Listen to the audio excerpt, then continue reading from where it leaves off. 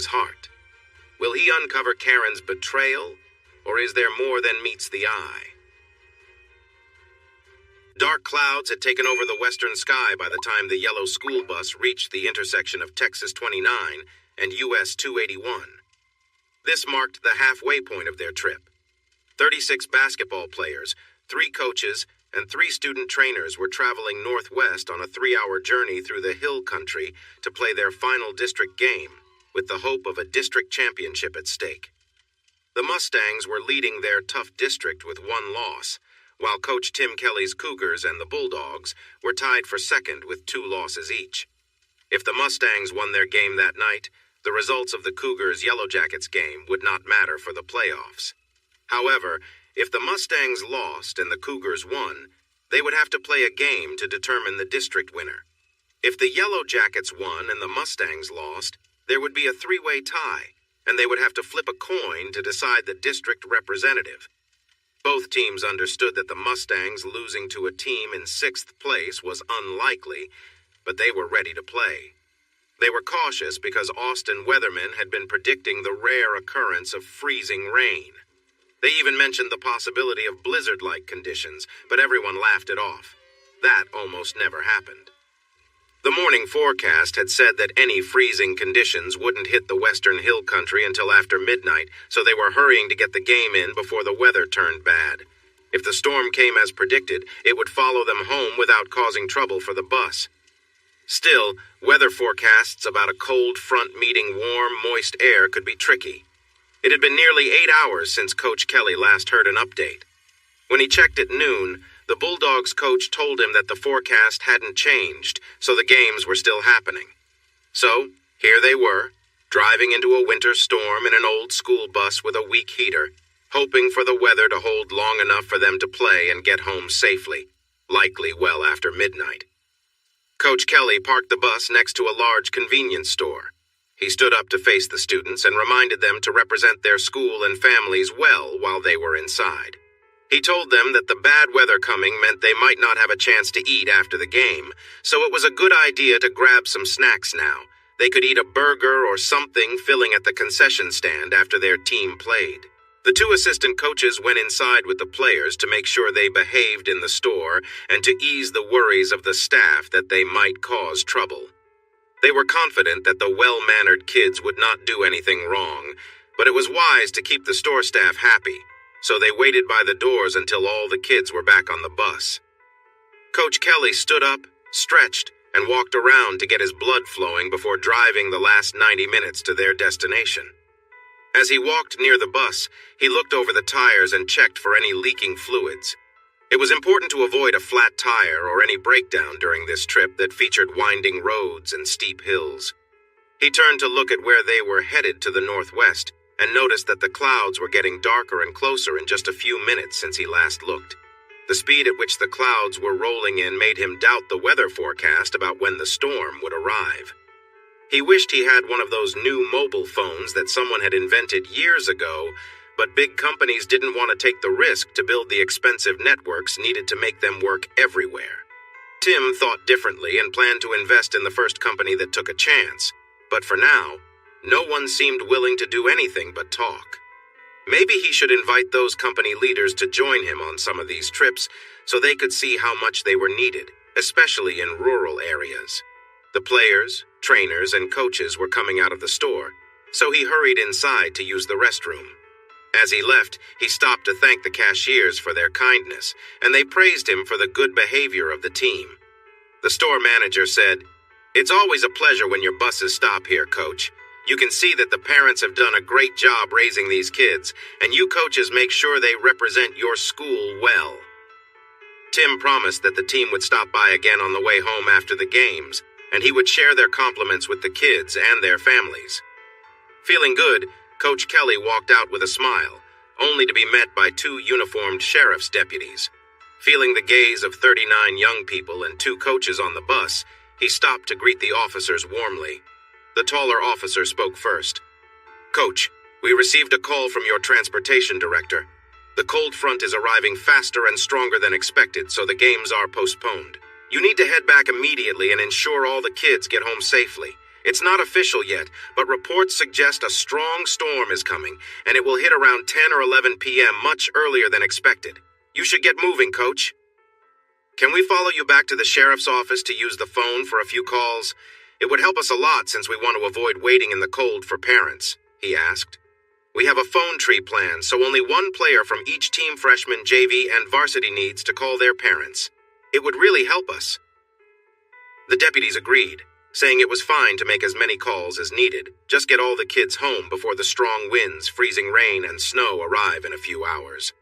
Once the calls to parents were made, Tim contacted the bus garage to inform the transportation director they were on their way back. He thanked the deputies again for their help. On the way back, the bus was filled with talk as the teenagers managed their disappointment about not playing. They began to imagine the fun they might have if it snowed and started planning their unexpected Friday night without any responsibilities. Even though the phone tree was effective, 2 girls and a boy needed rides to a new neighborhood by Lake Travis since their parents were in Austin and wouldn't be home until later. Since no one else could take them, Tim loaded them into his pickup and made the 40-mile round trip. While driving, he thought about the possible effects of the winter storm, including power outages. There were no natural gas suppliers in his part of the county, so like nearly all homes in the school district, his house had electric heating. He needed to make sure he had plenty of firewood on the covered patio and stacked by the fireplace, just in case. He reminded his passengers to do the same before he dropped them off and headed home.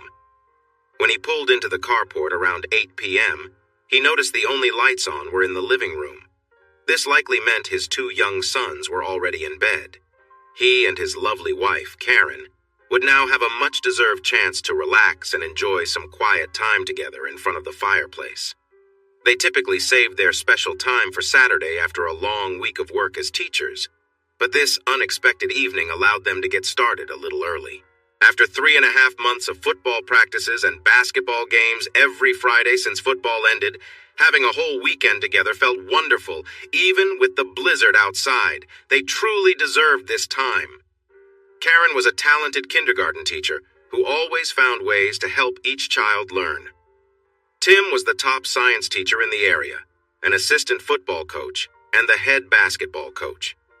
Their commitment to their jobs made them respected by their students, parents, and colleagues, but it also meant they had less energy for their marriage during the busy week. Saturdays and Sundays were for family during the day, and for each other at night. Sometimes they went out for a date night, but usually they enjoyed family time all day and spent the evenings together at home. After getting home, Tim filled a wheelbarrow with firewood from the pile by the fence and stacked it neatly by the wall under the covered patio. He worked hard, making the pile 6 feet high and 8 feet long. Just to be sure they had enough, he brought in one last load before parking the wheelbarrow near the sliding glass doors. Quietly entering through the laundry room, Tim hung up his coat and tiptoed through the kitchen toward the living room. He wanted to surprise his beloved wife while she was resting on the couch, likely dozing off while watching TV. He hoped she would be dressed in something special under the warm blanket instead of her usual comfy pajamas. However, as he entered the living room, he found their favorite babysitter, Sharon, sitting on the couch. She jumped when she saw him. "Coach, what are you doing here? Don't you have a game today?" Tim was taken aback because he thought Sharon was away at college after graduating early.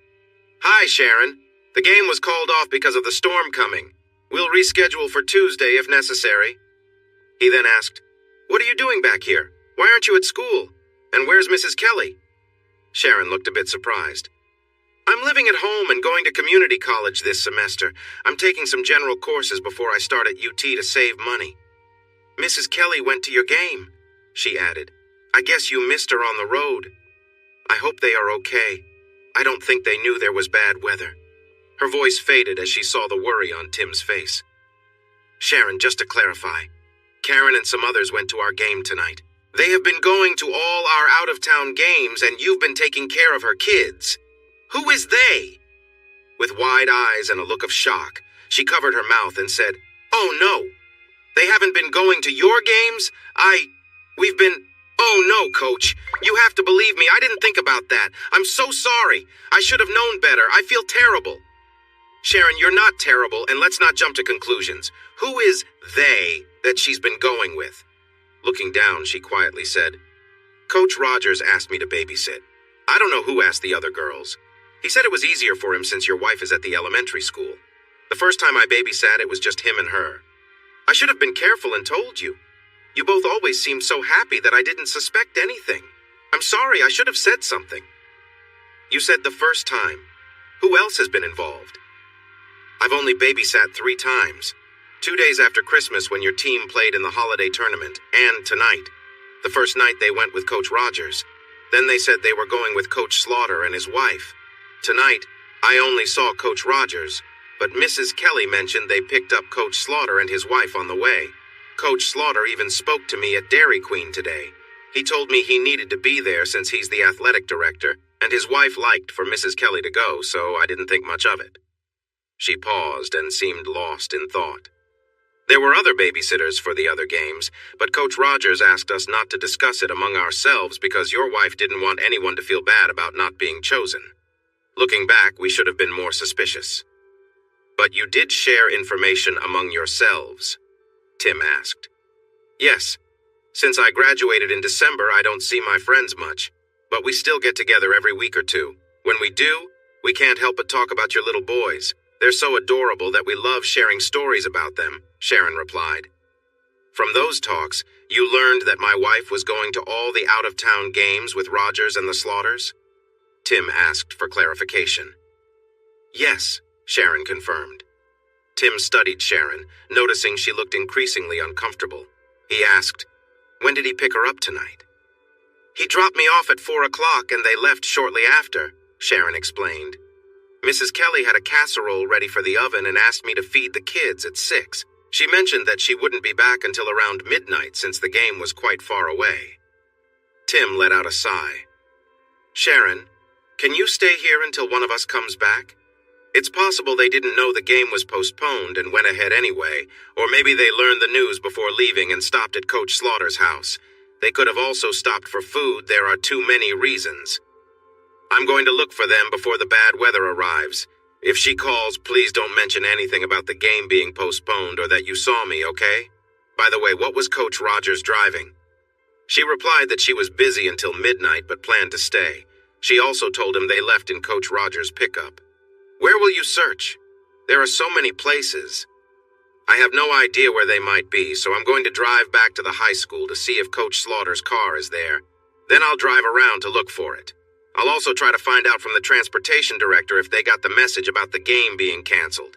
If they did, I'll check homes, bars, and restaurants instead. Sharon, I promise I'll come back here to help you and the boys. I won't leave you alone during the storm. She smiled at his words, but then frowned. What will you do if you find them, Coach? Please don't get mad and do something that could cause trouble. You are my favorite person, and I don't want anything bad to happen. Tim reassured her. Sharon, you didn't cause this. Don't worry, I just want to make sure they are okay. There could be a good reason for all this, and I'll listen to her, but I don't intend to cause harm, just have a talk. She nodded, and he asked her to check on the boys and to get the flashlights and lanterns from the guest bedroom closet in case of a power outage from the storm. As she headed down the hall, he opened the coat closet by the door. He took out a pistol, a shotgun, and a lever-action rifle. He brought the guns to his truck, returned for his bag of ammunition, and put on a heavy coat he had gotten for a hunting trip in Colorado. He built a decent fire in the fireplace, lit the wood, and closed the screen. Pulling a wool cap over his head, he turned to find Sharon standing behind him with a flashlight. He told her, Maybe you should get in bed, cover up, and rest. We might be up late tonight. That way you will be close to the boys' room in case they wake up and need something. Keep the phone by your side, keep the fire going, and if someone calls, act as if everything is normal. I'll be back soon. She placed her hand on his arm, looked into his big blue eyes, and reminded him to be careful. Then, she walked down the hall to the bedrooms. He grabbed his camera and some film rolls and hurried to the truck. Even with the carport shielding him from the cold wind, it was freezing outside, and the worst of the storm was still far away. Using the soft light from the kitchen window, he put on his belt and prepared his equipment. He made sure everything was ready before stepping into the pickup. When he looked back at the house, Sharon was standing in the open door, her hair blowing in the chilly wind. She appeared worried, and her outfit was not warm enough for the weather ahead. He promised himself he would get her home as soon as he could. The road to the lakeside ranch that John William Rogers had inherited from his grandmother was rough and narrow, so despite his feelings of anger and worry, Tim had to drive carefully. The radio was talking about the winter storm coming, which had already brought heavy rain and snow to the area. The announcer warned that the storm was getting worse, with more freezing rain as cold air mixed with warm air.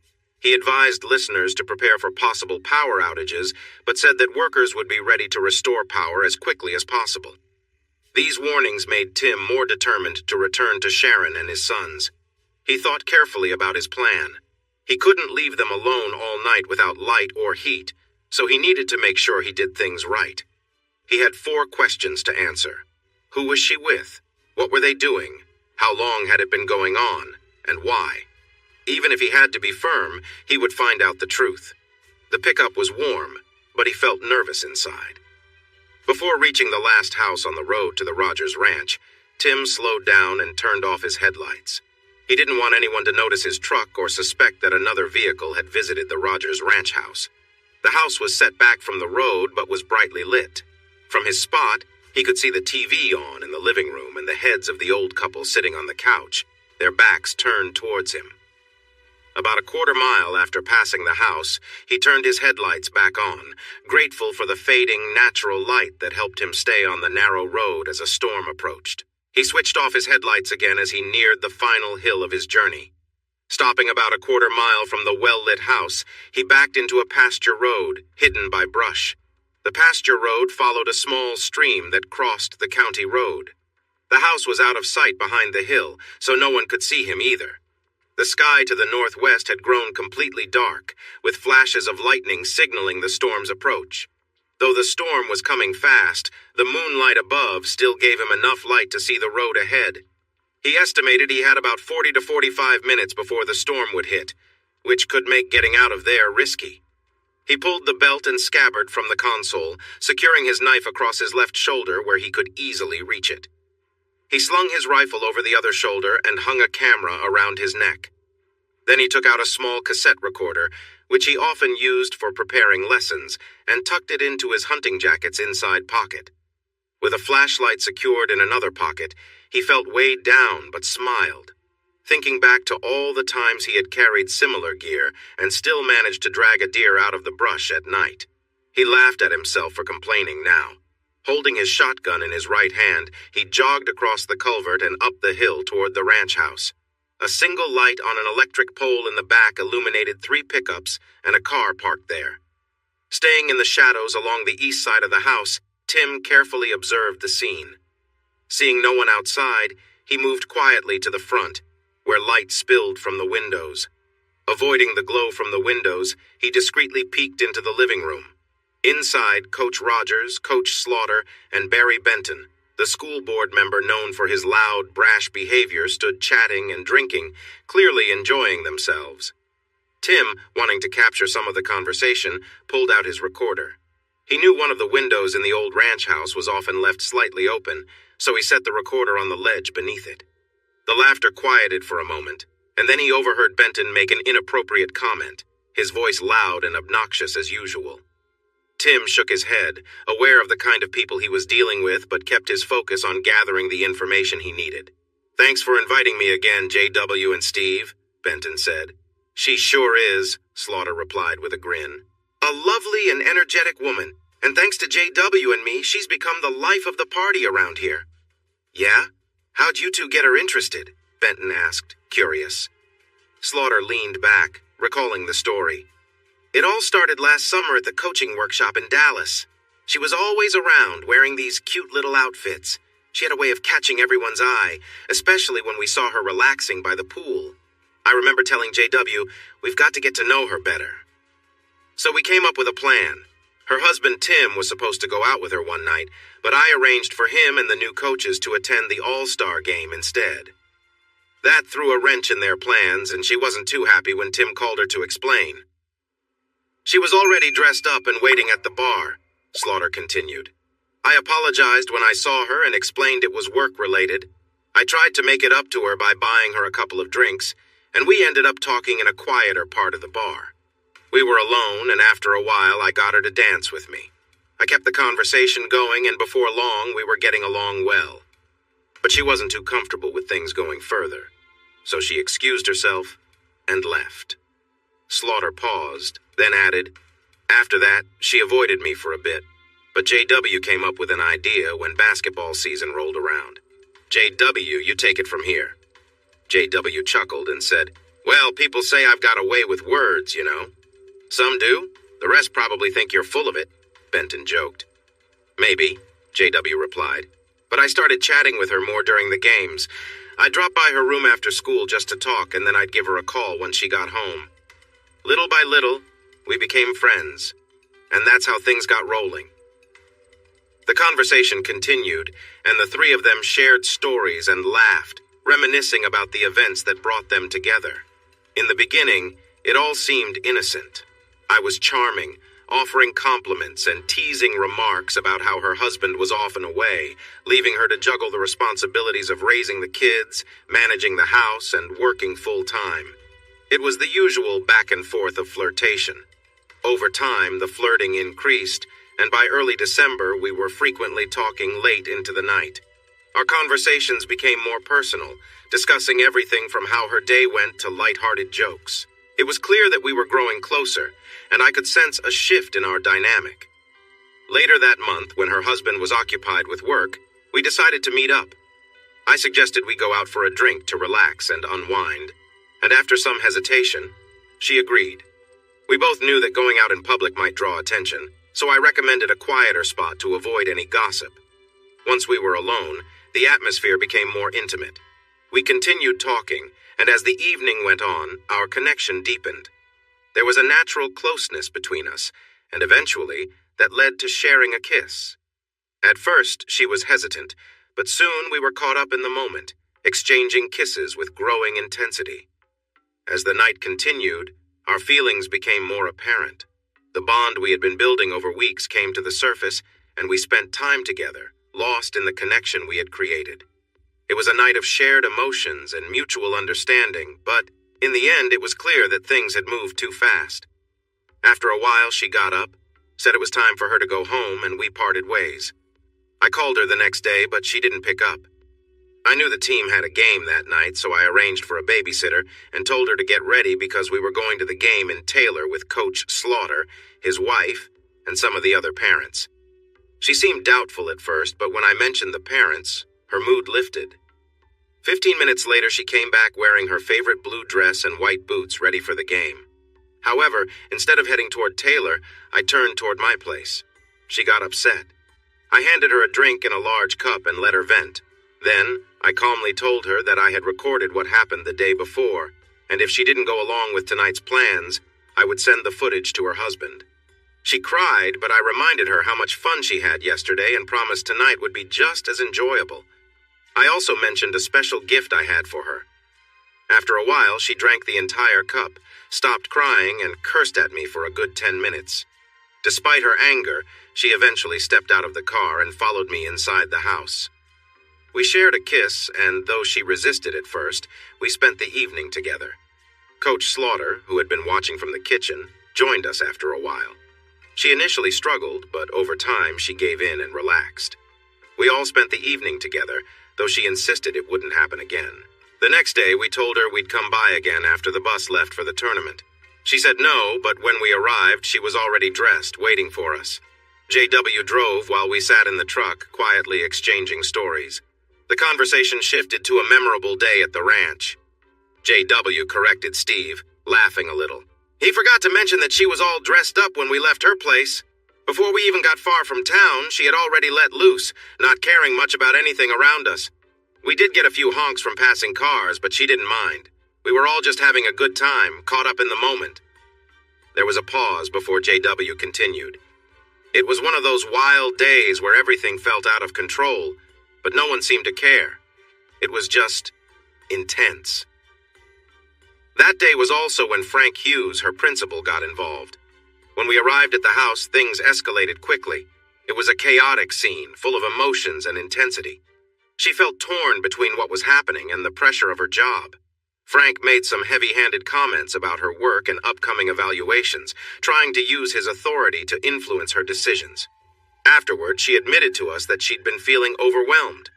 The stress from work, home, and the expectations put on her were too much. She ended up trying to bury her feelings by working harder and trying to meet everyone's demands, but it was clear she was struggling. Frank, trying to sound like he was in control, hinted at more demands. He mentioned expecting her to stay late at work for meetings, but it was obvious there was more behind his words. He was manipulating her, using his position to get what he wanted. Benton, curious, asked, "What do you think will happen if her husband finds out?" Steve, never one to miss a chance for a joke, replied, "Maybe he'll get upset and leave. Then we can take her in full time." He chuckled, but JW was quick to add, "We're not trying to let him find out. Word is he's not someone to mess with. People say he's got a rough side, and you don't want to be on the wrong end of it." Benton, ever confident, added with a smirk, "If he causes trouble, I've got ways to deal with him. No need to worry about that." With the tension thick in the air, the conversation ended, leaving everyone wondering what might happen next. Tim struggled to keep his emotions in check as he leaned against the building, working hard to calm himself enough to proceed with his plan. The wind picked up, and he felt a few drops of rain hit him. He retrieved his recorder and quietly made his way around the house to the bedroom Frank had come from. The windows were slightly open, and the curtains and blinds were drawn back, giving him a clear view and allowing him to hear everything inside. Even though Tim knew what he was going to witness, seeing it still shook him deeply. He couldn't believe that the woman he had once cherished, his wife and the mother of his children, could be involved in such a betrayal. His stomach churned, but he steadied himself and began taking pictures, his mind set on gathering evidence for what needed to be done. In the bedroom, two men stood beside the bed where his wife was with another man. The younger man was unfamiliar to Tim, and one of the men in the room was filming the scene. When the younger man finished and stepped away, Tim recognized him as Larry Barnes, someone Tim knew through work. Larry made a rude comment about how Tim couldn't satisfy his wife, mocking him openly. Karen, who had been involved in the situation, stopped the next man from approaching her and playfully asked Larry to come back to her. Larry, clearly amused, laughed and made light of the situation but didn't return to her side. Tim's heart was heavy as he continued to document what he saw, knowing that his life had changed forever. After dealing with the situation, Karen said, "If we were married, you wouldn't be able to meet my needs either, would you? You are my 5th partner tonight, and you didn't come close to satisfying me. I've been with you, just like I did with the others, and then I will keep going if you can keep up." She continued, "Larry, you may think highly of yourself, but let me remind you, you have not measured up. You can't compare to Tim, who lasts much longer and knows how to really please me. If I gave Tim another chance, he would be right back here within minutes." With a firm voice, Karen said, "If you ever speak poorly of Tim again, I won't hold back." With tears in her eyes but strength in her voice, she added, "It's not Tim's fault if I have high desires, but he knows how to take care of me better than you do." Larry responded with an insult, and she simply said, "Exactly," as he left the room looking defeated. Feeling the tension lift, Karen got off the bed and moved to the restroom, then into the living room. Tim returned to the window just in time to hear Karen say firmly, "I'm done. I need to go home now." Her friends were not happy to hear this. Steve, JW, Frank, and Benton took turns trying to change her mind, promising to keep Larry away if she stayed a little longer. JW came over and put his arm around her. "We promised we would send you home happy, not upset. Just have a drink with us for a bit, then we can figure out what to do next. There's no hurry. We all care about you, and we want to make sure you have a good time. Plus, if we manage to film this 5-person scene tonight, we can take a break for a while after that." JW told Larry, "You need to apologize to Karen for what you said earlier, then grab your things and head home. We wouldn't want your wife worrying about where you are, would we?" Tim was almost finished with the second roll of film, but with everyone trying to convince Karen to stay, he quickly decided to slip into the bedroom and grab the videotapes from the cameras they used. When Tim entered the bedroom, he quickly removed a tape from the tripod near the foot of the bed and replaced it with one from a stack of blank tapes sitting on a chair. He did the same with the camera that had been left on the bed. As he was about to leave, he noticed more tapes on the bookshelf by the door. He grabbed the pillow that had been on the bed, removed the case, and stuffed the pillow under the bed. Looking over the tapes, he chose the ones labeled KK and added another marked Highlights. Then, without paying much attention, he grabbed several other tapes and stuffed them all into the pillowcase until it was full enough for him to tie and carry. Stepping back outside, the cold wind hit him hard, now mixed with freezing rain and sleet. Tim realized he didn't have much time. He hurried back toward his truck, carrying a shotgun in one hand, the pillowcase in the other, and a rifle slung over his shoulder. When he reached Larry's car, something about seeing it sparked a sudden rush of anger in him. Pulling out a knife, he slashed the tires and muttered to himself about how Larry deserved it. His rage not fully satisfied, he went from one vehicle to the next, puncturing all their tires. He even scratched the paint on Larry's car with his knife, feeling a twisted sense of satisfaction. Tim's anger had now shifted to destruction. He thought about the threats they had made against him and his family. They had said they would kill him if he ever found out, and now he had. It felt like the choice had been made for him. As the wind picked up and the storm made visibility worse, a new idea crossed his mind: cutting off their power. He considered shooting the transformer, but then remembered there was a backup generator in the pump house. He rushed over, grabbed an axe from the shed, and smashed the generator until it was beyond repair, gasoline spilling onto the floor. Laughing to himself, Tim felt a wild energy rise within him, something he hadn't felt in years. He looked around, thinking about what to do next. Tim felt a surge of anger as he looked around, seeing mostly useless things. In a fit of frustration, he swung the axe at the electric box for the pump. It didn't really help anything, but it let him release some of his pent-up rage. With the axe still in hand, he stepped outside and followed the telephone line back to the house, cutting it. Without a phone, they wouldn't be able to call for help when they realized their vehicles had no tires. And once he took out the transformer, they would find themselves in deep trouble. He started to think about revenge. The big question was whether he could actually go through with it, knowing it could hurt the people he once cared about, including the mother of his children. Standing in the blizzard, he looked at the brightly lit house.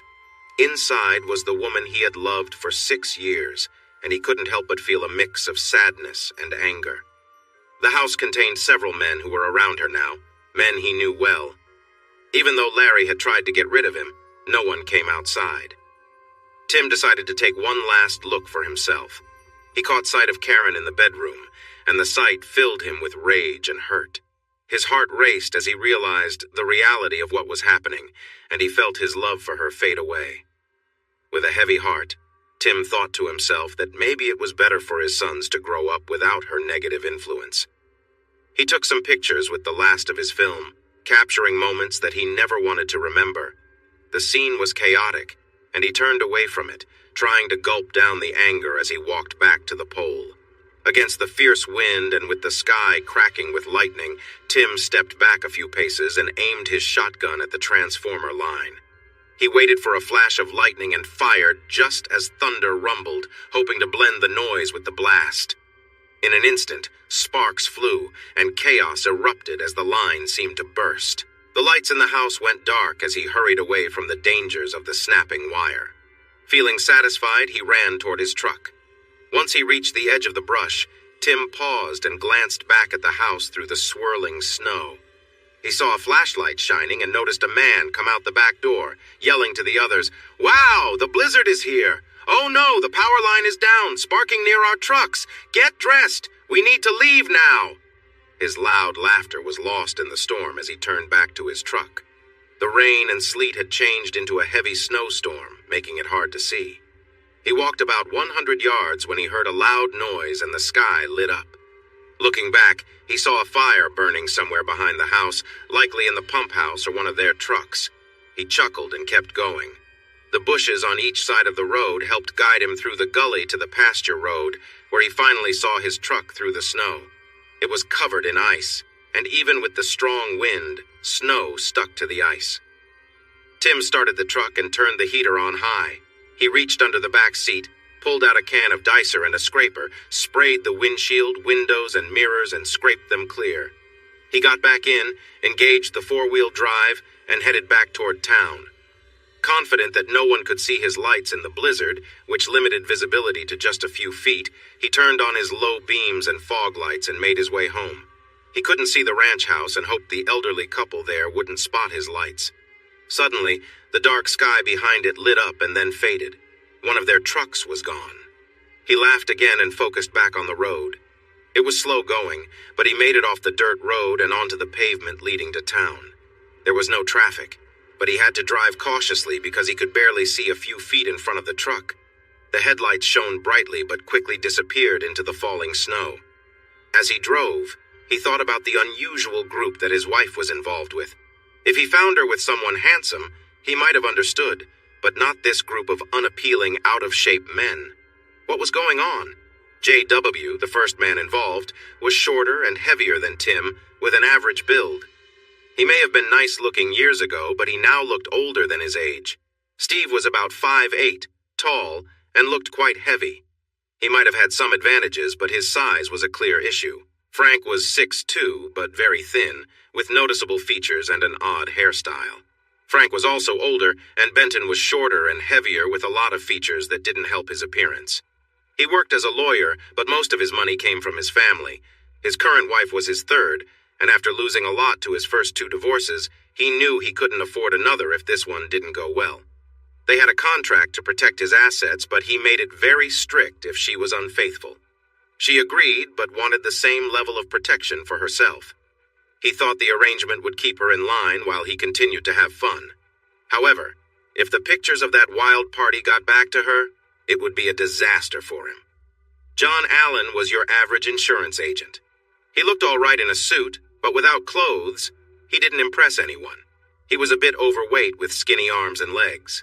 His boss, Joe Ward, was even heavier and always wore suspenders to keep his pants from falling down.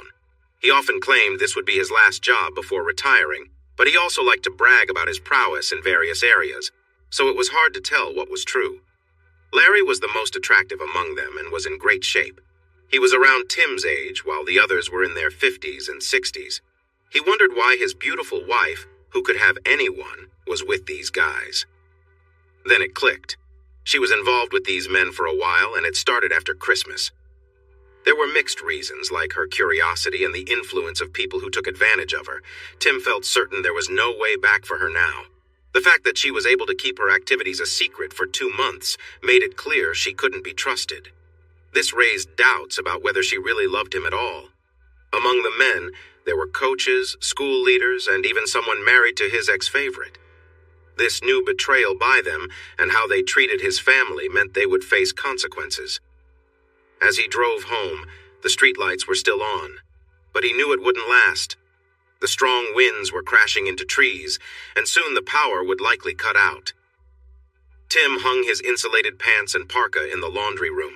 He then hid the tape recorder, videos, used film, and camera in the attic, behind some empty moving boxes. It was a close call, but he had kept his promise to be back to take care of his sons and their babysitter before the storm got too strong.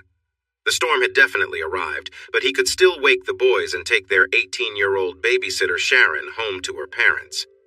Sharon heard him come in from the laundry room and met him in the kitchen with a worried expression. She hugged him tightly and asked if he was okay. She insisted he take a hot bath and put on warm clothes before he got sick. Tim found it interesting how women seemed to know just how to care for others. "Sharon, it's really bad outside. Won't your parents worry if you don't come home?" he asked. "No, Coach. I called them when the storm started. I told them I would stay here because it was too dangerous for you to drive me home. They said it was all right. We should build a big fire and stay warm until the storm passes, since the power might go out soon." Tim smiled and lifted her chin to look her in the eyes. "You are very smart, Sharon. I can't thank you enough for all you've done for me and the boys tonight." "You can thank me by getting out of those wet clothes and getting everything ready before the lights and heat go off," she replied. Tim noticed that Sharon had already started a fire. He could feel the warmth from across the room. She had also gathered his kerosene lanterns and flashlights, setting them on the coffee table nearby. He took a hot shower while he still could, and dressed in warm sweats. He moved the mattress from the guest room to the living room near the fire, and created a cozy spot on the carpet beside it for his sons using sleeping bags, comforters, and blankets. If the electricity went out, the house would become too cold to stay in bed, so they all needed to gather by the fire. "Sharon, come with me. We need to get you in some warm clothes. Karen has some cozy sweats in her closet. Take a hot shower and then put on some fleece sweats and wool socks. You might want to layer up to stay warm.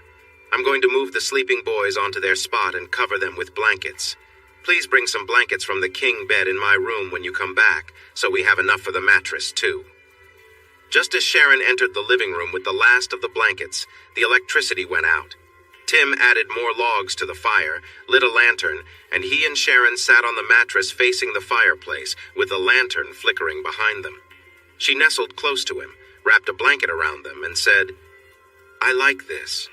The flickering lights create a nice mood, and being held by you makes me feel warm inside." He knew he shouldn't be holding her that way, but he was feeling angry and hurt. She needed comfort. He handed her a large glass of water from the coffee table and told her to drink it all. "I filled up our pitchers in 2 big containers so we have enough water. The city gets its water from the lake, and if the storm gets worse, we might have problems," Tim said. "We need to stay hydrated, especially now. We have enough to drink and even some extra to flush the toilet if we're careful." Sharon drank her water but stayed quiet. He could feel her looking at him. He turned to her and said, "Coach, did you find them?" He held her gaze and replied, "I searched everywhere reasonable. I even drove to the club she likes, but found nothing. I have no idea where they are, but we both know Karen has been sneaking away for 2 months, lying about it. So, let's leave it at that, okay?" What he really thought when she asked was very different. "I saw my wife with 7 other men and took pictures of them together. What did I do next? Something I might regret, but not what I truly wanted, which was to confront them all on the spot." Sharon moved closer and leaned in. "Coach, I turned 19 at midnight. This will be the most exciting birthday I've ever had, or probably will ever have. I'm not scared because you're here, but I might get a little emotional tonight. It's been a rough experience for me. I'm so let down by Mrs. Kelly." He sighed and changed the subject. "We both need some sleep. If you wake up and the fire is low, wake me up and I'll get more logs. I don't want you to go because the wind is strong and the door might not stay closed, making the house colder." Suddenly, Sharon jumped up, grabbed a flashlight, ran to the bedrooms, and returned with pillows for both of them. They exchanged goodnight wishes, slipped under the covers, and tried to fall asleep. Tim knew he should sleep but wasn't sure if he would. He was surprised when he woke up 3 hours later with Sharon sleeping against him and the fire burning low. He gently pulled away from her, put on a long coat and rain boots, and stepped outside to gather wood. The storm seemed to have gotten worse. The lightning and thunder were gone, but the wind was howling, blowing the snow sideways. The air was icy cold, and Tim quickly shut the sliding glass door to keep the snow from blowing inside as he gathered the wood he had prepared earlier. Tim managed to bring the wagon full of wood indoors without too much trouble. He parked it beside the fireplace and got the fire going again. Once it was burning brightly, he checked on his sons, who were cozy and fast asleep. Satisfied, he quietly slipped under the blankets, trying not to disturb Sharon. She didn't wake up but shifted closer to him, making herself comfortable. Sharon rested her head on his shoulder, draping her arm over his chest and tangling her leg with his. She was sound asleep, her breathing slow and steady. Despite everything he had been through that night, he felt comfort in her closeness. He focused on calming his thoughts and drifted off to sleep. The next thing Tim remembered was waking to the warmth of Sharon's soft kisses on his lips. Still half asleep, he returned her affection. They shared a tender moment, holding each other close, and soon Tim was lost in the comfort of being with his wife. They spent the quiet early morning hours wrapped in each other's embrace, finding solace in their closeness after a long and exhausting day. Eventually, they both fell back into a peaceful sleep, the warmth of the fire filling the room. Tim felt a rush of confusion as the realization hit him. He wasn't with his wife. This was Sharon, the babysitter, and everything suddenly felt wrong. Sharon had just expressed her gratitude, telling him how much she had enjoyed the moment, but his mind was spiraling. She nestled beside him, her body resting against his, still basking in the aftermath of their shared connection. "Tim, this is the best birthday present I've ever gotten," she said softly, kissing him once more.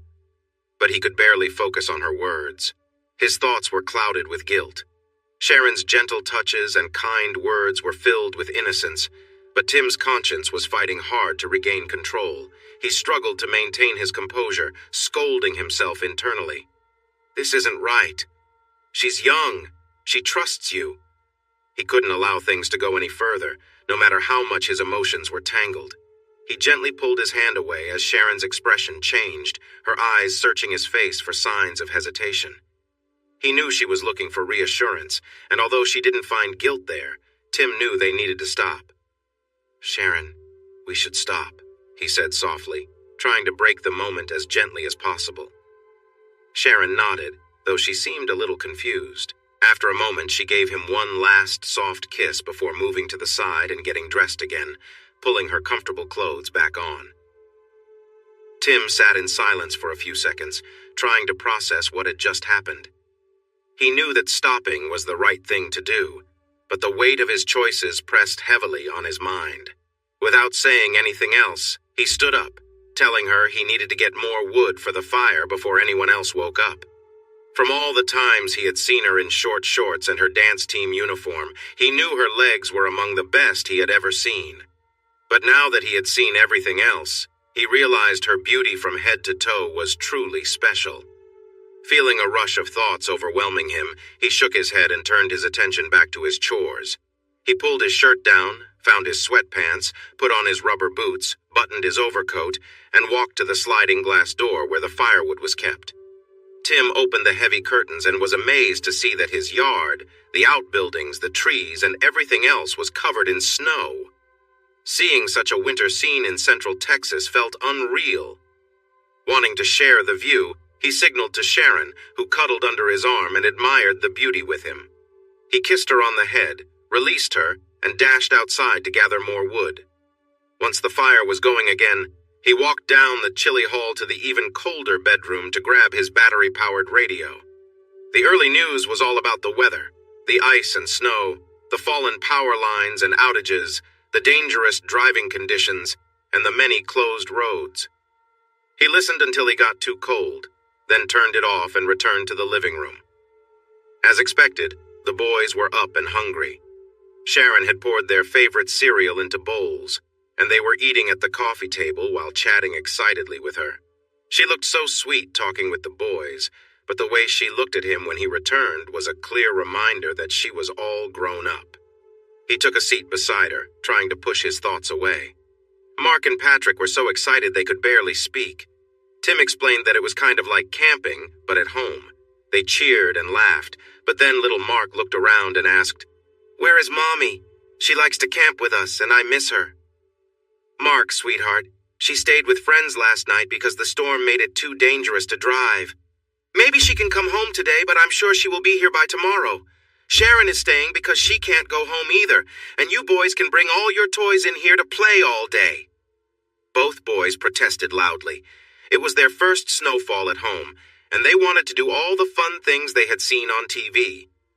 Tim put them off for an hour, but they were persistent, so he bundled them up. Sharon put on one of Karen's ski bibs and boots, and Tim hurriedly pulled on a heavy jumpsuit he wore for hunting. He grabbed the Polaroid camera and took everyone outside. The fun lasted only until the 25-degree weather made building a snowman and throwing snowballs less enjoyable. They quickly hustled back inside. The boys took off their wet gloves and clothes and warmed their little hands and bodies by the fire while Tim and Sharon changed. After their chilly adventure, the boys were happy to play with their toys on the carpet next to the fire. By 10 o'clock, the strong winds had calmed down and a bit of sunshine peeked through the clouds. Tim knew the sun would start melting the snow. He figured that Karen's friends would soon bring her home once they could fix their cars or get a ride. He turned on the little radio again and listened to various reports. A few caught his attention. It was snowing less south of Austin, but it was worse to the north and west. San Marcos and towns to the south were back to normal, while places like Williamson, Bell, and Lampasas counties still had no power, and many roads were closed. The hill country had more trouble, with over 6 inches of snow sitting on top of a slippery layer of ice from freezing rain. The high school where he worked had some damage to its roof, but the police had trouble finding the superintendent for instructions. They asked people who knew where he was to contact the sheriff's office as soon as possible. Tim smiled and quietly hoped that the roof had fallen in on the superintendent and his group. He didn't include Karen in that wish because he didn't want to upset his sons. Her behavior had made his heart hard. Tim thought about what to do next and decided he needed advice from his lawyer who lived nearby. His gut told him to stay home and face Karen and the friends who brought her back, but his mind said he should talk to his lawyer first to avoid making mistakes. In the end, his mind won. "Sharon, boys, I'm going to get dressed, get in the truck, see if the roads are open, and check on the electricity situation. If it's going to be off for a while, we may need to go somewhere that still has power until it comes back on. I'll go alone because I'm not sure how safe the roads are, but I'll be back in 2 hours or less." Sharon looked worried, but he smiled at her, winked, and asked her to keep the boys busy so they would be ready for a nap when he got back. She winked back, her face brightening, and said she would make sure they were really tired, adding that she wanted to enjoy the rest of her birthday surprise when he returned. Tim started the truck and returned to the laundry room. He gathered some important things: his camera, a bag of videotapes, and a tape recorder. Then he went back inside to say goodbye and drove carefully out of their cul-de-sac. The roads were better than Tim expected, and with his 4-wheel drive truck and all-weather tires, he reached his lawyer's house without much trouble. Andy Robbins was only a bit older than Tim. He had gone through a tough divorce a year ago when he found out that his wife was involved with her boss. He discovered this when he returned home to grab some papers and caught them together in his room when they were supposed to be at work. Andy was understandably upset and confronted the man. He got into trouble for it and ended up in jail. When he got out, he found that his wife had emptied their bank accounts and left with their daughter. During the divorce, Andy managed to secure primary custody of his child and a ruling to get his money back. However, his wife and daughter were still missing. He got her boss fired, but then the man vanished too, and people suspected that he was with Andy's wife somewhere, using Andy's money. Because of all this, Andy worked long hours and spent his free time feeling angry and upset. When Tim showed up unexpectedly at Andy's door on a snowy Saturday, Andy was surprised. He listened as Tim shared his own sad story. After Tim calmed down, they talked about what to do next. Andy looked through his law books for similar cases, and they made a plan. Tim wanted to end things with his unfaithful wife, gain full custody of his sons, and avoid losing all his money in the divorce. Andy also had some goals involving 2 coaches and other school officials, but those could wait. Right now, their focus was on Tim's situation. Being an early buyer of a laptop, which had cost him a lot of money, Andy promised to have Tim's papers ready by Monday, if everything worked well. Thinking Tim might have been seen today, Andy suggested he report his wife missing to the police. When Tim arrived at the local police station, he found most officers gathered there. They were surprised to see him and listened closely when he explained why he was there. Some officers looked curious as they wondered about the reasons behind Tim's wife disappearing during the snowstorm. The police chief mentioned that many people were reported missing, likely because with phone service down, anyone away from home during the worst of the storm couldn't call to check in. They reported that the rescue teams had found several people who had sought shelter when the snowstorm started. The sergeant reminded Tim that his wife was young, healthy, and smart, so he felt sure she would be all right. They promised to add her to the list right away, and the police and emergency workers would be looking for her. The chief asked for a recent picture of Karen. Tim searched through his wallet, chuckled, and said, "I hope this doesn't get shared." He handed over the only photo he had, a picture of his wife outside by the Barton Springs pool. Everyone looked at it closely. As Tim was putting it back in his wallet, one young officer quietly commented that he understood why Tim wanted her found quickly. Tim and the others shared a laugh, and the sergeant asked for more details that could help. Tim remembered coming home early after the basketball games were called off. He found his young sons with the babysitter who had no idea where his wife had gone. He mentioned that he searched for her, but when the storm hit, he returned home to take care of his kids and the babysitter. He was going to drive the babysitter home, but her parents asked them to stay put due to the bad weather. Tim explained that he had made a big fire and set up sleeping areas, and they all spent the night by the fireplace. The babysitter was with his sons now, but he wanted to go back to take her home since the roads were getting better in his four-wheel drive. The officers reassured him they would keep an eye out for Karen and wished him luck with his two energetic boys.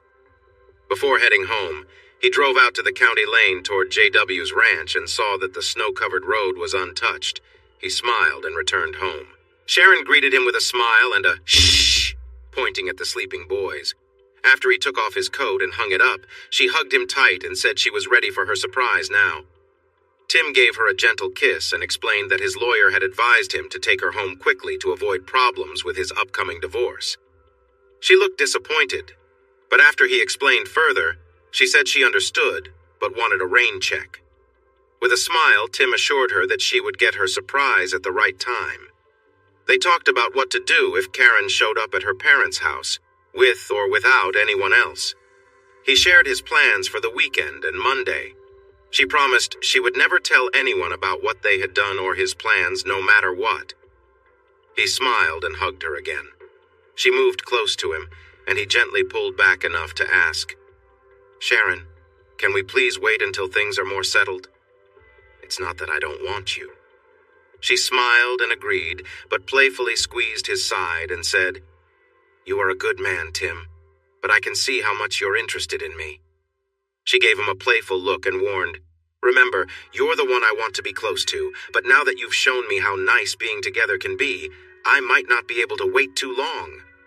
He playfully tapped her on the back and shook his head in mock disapproval, then went to pack his son's things. When he returned to the warm living room, the boys were awake, finishing a snack with Sharon. They loaded the truck and started toward her house. The ride over the snowy roads was calm, and her parents were delighted to see her. They assured Tim that they had a fireplace, plenty of firewood, food, and water, so they would be okay. Her family started heading back to the house, bundling up against the cold wind. Sharon opened the back door, kissed the boys goodbye, and told Tim, "I'd like to help you in any way I can, Coach. Just let me know what I can do." Tim turned to her and said, "Actually, I have something for you to do." Sharon smiled. "Consider it done," and walked toward the house in a way that definitely caught his eye. He grinned and honked as he pulled away, wondering if there could be a future for a connection between a 19-year-old and a 26-year-old. Probably not, he thought. But she was quite charming from head to toe, and he admired her youth and energy. Perhaps a close friendship between a recently divorced man and a college student could work, especially when summer came. Tim stopped by the police station to inform them he was taking his sons to stay with relatives in the south until the power was restored. The officer on duty, Jimmy, was a former neighbor who had moved to a bigger neighborhood closer to his wife's job. Jimmy asked for a way to contact him if his wife was found, raising an eyebrow when Tim gave him Andy's number. "Since there are no phones yet, I don't know where we will stay, but Andy will know where I am and how to reach me. He's a neighbor and my lawyer, but let's just keep it as neighbor and friend for now." Jimmy noticed Tim's bare ring finger and held up his own. "I understand, brother, I understand. When I saw her name, I was curious why she wasn't with her family. Any idea where she might be?" "Not really. I came home about 7 hours early because our basketball game was postponed. The babysitter was there, and she told me Karen was picked up at 4:30 by a man in a pickup truck, but she didn't say where they were going or who he was with. Please let Andy know as soon as you find her, no matter what. I'm not sure I want the boys around if things get tough, or if I discover she was out doing something not right." Jimmy patted him on the shoulder and wished him a good journey, reminding him that there would likely be other drivers on the road who might struggle in the snow, so he needed to be careful. The main road to Austin was blanketed in fresh snow. The traffic lights were out, and several cars were stuck in the ditches, but his 4X4 with all-weather tires handled the conditions well. However, he was running low on gas, so he stopped at a gas station just south of Austin. He bought a newspaper and flipped to the sports section. He saw the headline, "Mustangs Win District Title." The 1st and 6th place teams had played their game the afternoon before to avoid the storm. and the first-place team won. This meant that they wouldn't reschedule the postponed game since it wouldn't affect the playoffs anymore. Tim felt both sad and relieved. Sad that his team was out of the running, but relieved that he was done with coaching for the year. Now he could focus on the difficult things ahead. As he expected, by the time they reached San Marcos, there was only a little snow, and when they got to New Braunfels, there was none at all. Tim drove straight to his friend's house, left the sleeping boys in the back seat, and knocked on the door. Will, known as Wild Willie to his friends, pulled him into a big hug and tried to bring him inside. Tim explained that his boys were in the truck, so Will helped him carry them into the house. His wife, Laura, told them to put the boys on one of the beds in the guest room, then they all went to the kitchen to talk. After discussing the winter storm, Will asked why Karen wasn't with him. Tim explained that he came home early because the basketball game was canceled, only to find their babysitter at his house. The babysitter mentioned that she was there so Karen could go to the game with his boss and another coach, as usual. The only issue, Tim told them, was that his wife and the coaches hadn't attended an away game all season, and they weren't going to this one either. Laura looked worried and came around the table to embrace him. Tim explained that he was looking for a place to stay until tomorrow or Monday, and why. They insisted that he would stay with them, and Laura would help care for the kids. It would be good practice for when their first baby arrived in 7 months. He looked at her closely and jokingly said, "Wow, you don't look pregnant at all. Are you sure? You seem to have a nice glow, and while you look great, your waist is still slim." "You're kidding, right?"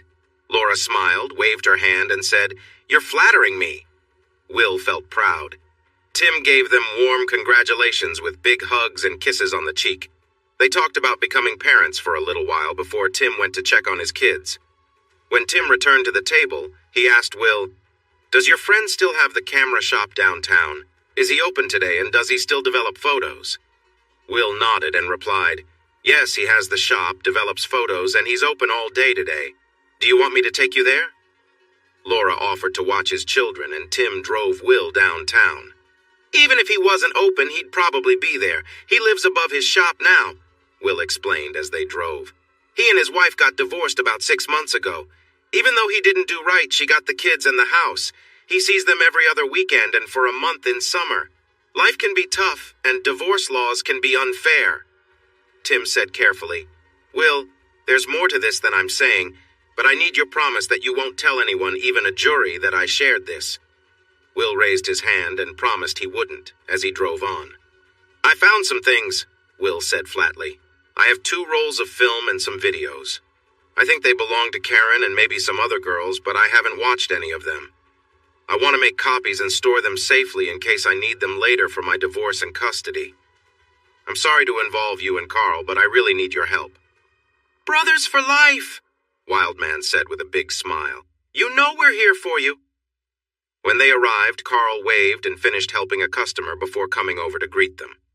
Tim explained he needed 2 rolls of film developed quickly, and Carl agreed to help while they waited. He asked his assistant to manage the front of the store and took Tim and Will to the back to prepare the film. Tim also asked Carl if he could copy VHS tapes. Carl pointed to 3 VCR players and said they could do high-speed copying. Tim then brought in a bag full of tapes and asked how long it would take and how much it would cost to copy them all. After counting, Carl gave him a fair price and said he could work on it today and tonight. As he set up the machines with blank tapes, he said, "Let's get started. Give me the first 3 tapes you want copied. How many copies do you want?" Tim replied that he wanted 2 copies of those 3 tapes and 1 of the others. Carl started copying the tapes. While they were still in Carl's office chatting, Laura called to remind Will that they had promised to go out with 3 other couples that night and wanted Tim and Carl to join them. The boys were going to stay with 3 kids and 2 babysitters at Harry's house, so they couldn't back out. The beer garden had a lively atmosphere with lots of German beer and friendly people, which made everyone more relaxed. They were the only group sitting outside on the cool night, gathered around several tables pushed together. A jukebox played sad songs, mostly old country, but also included tracks from Elvis, Ricky Nelson, and Johnny Mathis. When Betty, Harry's wife, asked where Karen was, Tim, who had enjoyed a few drinks, spoke up. He mentioned coming home early to find the babysitter instead of his wife, who hadn't come home or contacted him. He thought she might be out with other men since he had taken the boys and left before she returned. He said they knew there was a lot of snow in the Austin area but didn't know how severe it was. Tim didn't offer much more insight. Will was already aware of Karen's actions, but the other men were shocked. John exclaimed, "I can't believe she would do that!" And Harry said, "I never would have believed Karen could do something like that. Are you sure?" Tim shrugged. "I can't say for certain, but what else could it be?" Tim noticed the four women exchanging looks after Harry spoke up and challenged them. "What, you ladies aren't surprised?" The women glanced at one another again, and Betty said, "No, I guess not. Men often miss the signs, but we understand each other well enough. The last time we were all together, she was flirting a lot when you weren't around." "So what?" Harry replied. "You all flirt too. Does that mean you are seeing other men?" "There are limits to my flirting, and part of it is to remind you how lucky you are to have me," Betty said. "But remember when you had to look for me at a dance because I hadn't come back for a while? You remember how she said she was feeling sick, but then went back to having fun?" Betty's comments caught Harry off guard, and he stumbled in his response. "Okay, but you know those two are often not truthful.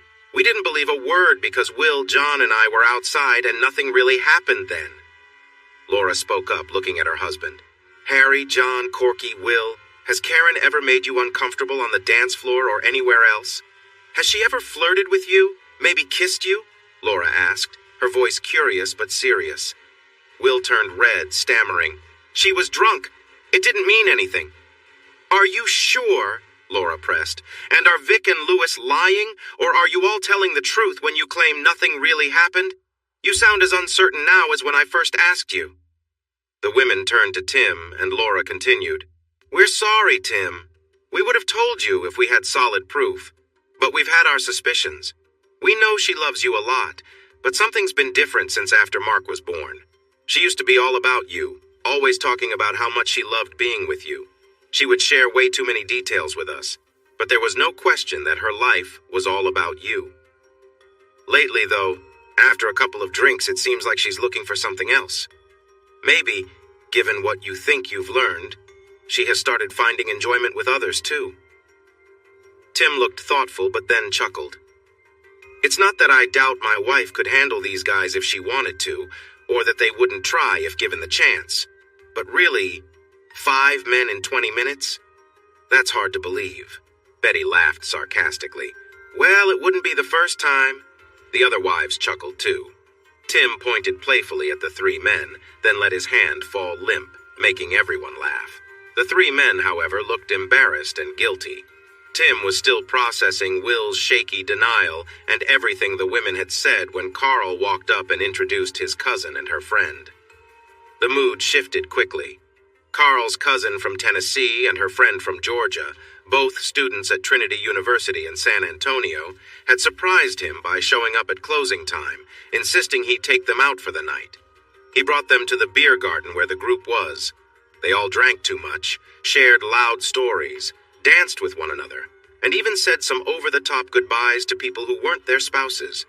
Throughout the night, Tim's mood swung between sadness, happiness, and deep thought. The group tried to keep his spirits up, with each woman taking turns to distract him with light-hearted dancing and conversation. Tim spent the evening enjoying the company of friends. At the end of the night, as everyone said their goodbyes, each of the women gave him a quick kiss, trying to outdo one another.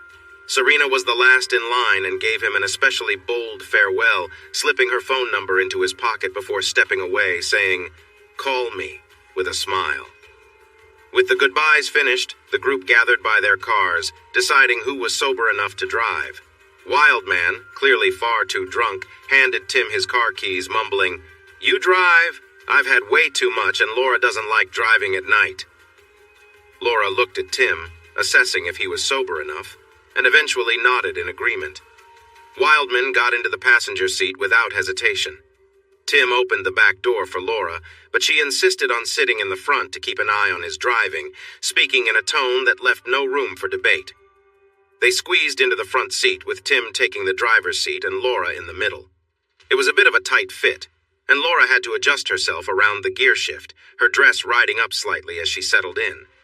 Tim noticed this, but focused on driving. As Tim started the car, he teased Wildman about how easily he'd fallen asleep after drinking so much. Laura responded with her own jab, reminding Tim that since he had bought some of those drinks, it was only fair that he would be the one to help Wildman inside when they got home. The banter between them was light-hearted, and though there were a few moments of awkwardness due to the close quarters, Laura kept her eyes fixed on the road ahead. Tim drove carefully, shifting gears as they moved through the dark, winding roads. Though the situation was a bit awkward, it was clear that everyone was ready to call it a night. The silence in the car, with only the soft sound of the engine and the road beneath them, set a calm tone for the ride home. Tim was more than a little tipsy as he drove, and his thoughts were all over the place. Sitting next to him was Laura, his friend Will's wife, someone he should definitely not be thinking about in this way. Still, memories of Will and Laura's open relationship made him curious. Maybe it wasn't such a big deal after all. As he drove, Tim found himself distracted by Laura's presence. He reached out, lightly touching her leg, thinking about how far he could push this. His hand moved higher on her thigh, and though it felt wrong, he excused his actions by reminding himself of what he'd heard about Will and Karen. Laura didn't pull away or say anything, so Tim let his hand linger, testing the waters. The hem of Laura's dress slid up as Tim's hand moved. It felt like everything slowed down when her dress revealed more of her legs. Laura remained quiet, her expression unchanged, but she finally spoke as they neared a stop sign. "Eyes on the road," she said calmly, but she didn't pull her dress down either. Tim quickly focused on driving, but as soon as they were moving again, his hand returned to her leg. They drove in silence for a few more minutes, the tension thick between them, though Laura didn't acknowledge it. When they reached their destination, Tim parked the car and turned off the engine. He looked over at Laura, feeling uncertain but curious. Will was still sound asleep in the back, oblivious to what had been happening. Laura turned toward Tim, meeting his gaze. "Enjoying yourself?" she asked softly. Tim hesitated before answering. "Maybe a little. It seems like you didn't mind either." Laura smiled, though her tone remained light. "I have no idea what you're talking about. I just didn't want you falling asleep at the wheel." Tim wasn't sure what to make of that, but before he could say anything else, Laura added, "You know, I wasn't really trying to mess with you, I was just keeping things interesting." Her comment made Tim wonder what was really going on, but he didn't push it any further. They sat there in silence for a moment longer, the unspoken tension lingering as the night went on. "I could have made you feel worse than that little girl did, but I didn't want you to spend the whole night knowing I was with Will and you couldn't be with me." "It was a nice kiss, Laura, but come on. The kiss that girl gave me was something else. You really think you could have done better?" he murmured close to her ear. Laura leaned in a bit, turning towards him. Tim noticed and felt welcomed. He quickly wrapped his hand around her waist. "You feel nice, but that girl—" "She doesn't have what I have and doesn't know what I know," she replied, pulling him closer. Tim leaned in, kissing her gently. At the same time, he brushed his fingers along her side. She unbuttoned another button on her blouse and pulled him closer again. He sank into the moment, feeling the thrill of connection between them. Laura pulled him closer and kissed him deeply, their lips moving together. She seemed to forget everything else around them in the excitement of it all. Tim was caught up in the warmth of that moment, lost in how good it felt. His thoughts were a mix of excitement and confusion as he realized her husband was right there beside them. He knew it was wrong, yet everything felt so right. What began as harmless flirting had escalated and he felt a strong bond with her. He pulled away slightly, but she quickly sat up, smirking at him. "Okay, Timmy, tell me, how does that kiss compare to your little college girl?" Tim paused, taken aback by her question. Then it clicked. "So you did that just to overshadow Serena?" "Well, that's not the only reason. We owed our spouses after that kiss from Guilty Will. He finally admitted to it after a week," she said as she straightened her clothes. "You're not bad at kissing," she teased with a playful smile. "I always wondered about your reputation. You're decent to look at, but you've never made me feel overwhelmed." "That's not true," Tim responded quietly. "You were definitely enjoying it. I could tell. Maybe I did. Maybe I didn't. But someone had to stay in control. Tim leaned in and kissed her again, more firmly this time. She let out a small sound of approval. As they kissed, Tim's hand gently moved along her leg. She leaned into him for a moment before pulling back slightly. She smiled and said, "You really can't get enough of this, can you? Now let's focus. We need to get my husband inside. That's as far as this goes for now." The next morning, Tim woke up with a pounding headache and a queasy stomach. A couple of aspirin and a big glass of water helped him feel a bit better. His sons were quietly watching cartoons in the living room. Laura was in the kitchen looking fresh and energetic. She had been frustrated the night before since she didn't get to drink, but today she seemed pleased. Tim watched her moving around, preparing breakfast. She wore a light robe and slippers. He walked up behind her, put his hands on her hips, and kissed her neck. "Good morning, beautiful. I really enjoyed that kiss last night. Can I get another one this morning?" he asked with a grin. She blushed slightly but continued working. "Did you sleep well?" she asked, knowing how rough he'd felt the night before. Tim smiled. "It was tough to sleep," he said softly. She turned around and playfully pushed him away, keeping a bit of space between them. He raised his eyebrows and smirked at her open robe, saying, "Nice look, but not as nice as what you're hiding." She gasped, quickly closed her robe, and turned bright red. "Dear, you really can't keep showing off to guests. Someone like Tim might take it the wrong way, especially after the kiss from last night at the beer garden," Will warned as he carefully made his way to the coffee pot to pour himself a cup. Laura felt embarrassed, and Tim thought about how much Will really knew about the kiss. He stepped closer to Laura and held out his cup for a refill. Will smiled and asked, "So, what do you think of my wife? She looks good for being pregnant, right?" Tim joked back, "She looked great from what I just saw, but if you take a nap for a bit, I could give a more detailed opinion, or maybe you could help me out."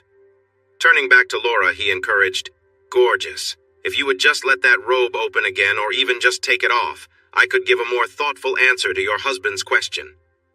Laura, cheeks bright red, held her robe tightly and left the room, saying, "You've seen enough. You two can cook your own breakfast since all you do is stare and tease the cook." Will and Tim chuckled as she walked away and quickly went to save the bacon and scrambled eggs from burning. Will took the toast out of the oven and they sat down to eat. Will looked at Tim and asked, "So, what about Serena? Did you two hit it off?" Thinking of Carl's cousin made Tim smile. He said, "Have you ever seen a girl with legs that long?" Will replied, "Maybe I kept getting distracted. Her skirt was so short I couldn't really tell, but they looked long and elegant. I'd need another look when I'm sober to be sure." "Let me ask again. Have you seen a 5'9" girl with longer and lovelier legs?" Tim questioned. Will pretended to think hard and then replied, "Now that you mention it, no. By the way, did she wear flesh-colored clothing or was she just very stylish?" Tim laughed and acted innocent, although the truth was quite straightforward. "Your wife looked stylish too." Will winked and turned towards the hallway, listening to the sound of footsteps on the wooden floor. Laura came back with her hair tied back, wearing Daisy Dukes and a halter top. When they whistled, she confidently said, "I know you two will stare at me all day, so I decided to give you something to look at." Will joked, "That outfit is perfect for indoors, but I can't wait to see your reaction when we step outside in the cold." "Don't you think so, Tim?" "That might be tough to handle, but I'm really looking forward to seeing those goosebumps on those beautiful legs," Tim replied with a playful tone.